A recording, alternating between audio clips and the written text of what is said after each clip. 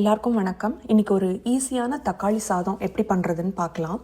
இதுக்கு வந்து நம்ம 1 டேபிள் ஸ்பூன் ஜீரகம், 5லேருந்து 6 சின்ன வெங்காயம், ஒரு 4 காஞ்ச மிளகா அண்ட் 2 பெரிய தக்காளியை வந்து நல்லா ஸ்மூத்தாக அரைச்சிக்க போகிறோம்.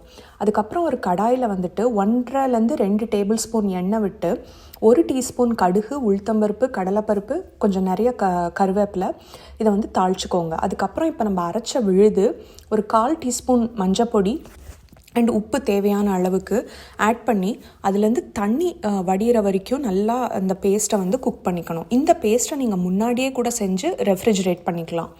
இப்போ இது கூட நான் கொஞ்சம் ஃப்ரோசன் பச்சை பட்டாணியும் ஆட் பண்ணுறேன். பட் அது ஆப்ஷனல் தான். நீங்கள் சாதத்தை தனியாக வடிச்சுக்கோங்க. உங்களுக்கு வேணுங்கிற மாதிரி நீங்கள் சோனா மசூரியோ இல்லைன்னா பாஸ்மதியோ எந்த ரைஸ் வேணால் எடுத்துக்கலாம். நான் சோனா மசூரி தான் பண்ணியிருக்கேன். அதை மிக்ஸ் பண்ணிட்டீங்க அப்படின்னா தக்காளி சாதம் ரெடி.